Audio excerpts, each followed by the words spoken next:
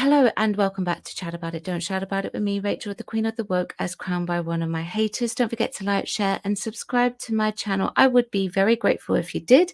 Let's work on pushing past the suppression together, because apparently the truth is not the way forward with the YouTube algorithm, apparently.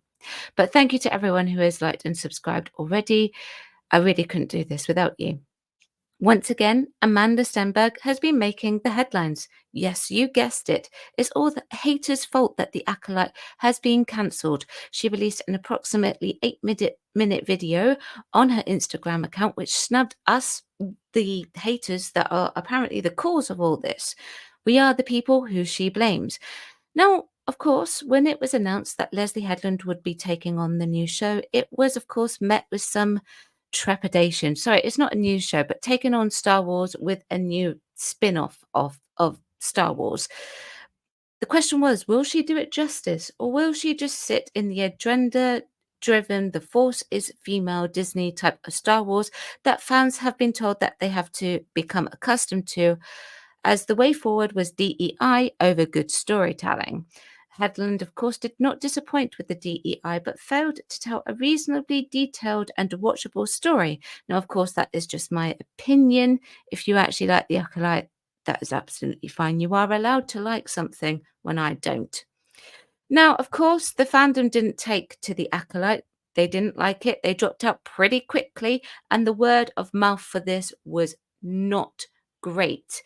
So much so that Stenberg released a diss track that undoubtedly harmed the integrity of the show, and now it's been axed, and she says it's no surprise at all. I've got a clip here from the 8-minute video that she released on Instagram. I'm not going to play it all for you, just the bit where she blames us for it. I got this through X, so I will actually link the video to X, but of course it came from her Instagram account. Let's take a look. Which is that our Star Wars show, has been canceled. And I'm gonna be transparent and say that it's not a huge shock for me.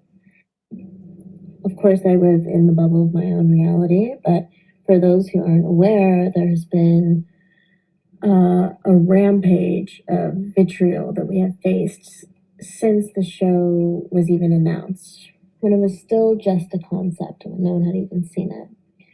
And that's when we started experiencing a rampage of, I would say, hyper conservative bigotry and vitriol, prejudice, hatred, and hateful language towards us. So you heard it. There has been a rampage of vitriol that we have faced since the show was even announced, a rampage of, I would say, hyperconservative bigotry and vitriol, prejudice and hatred and hateful language towards us.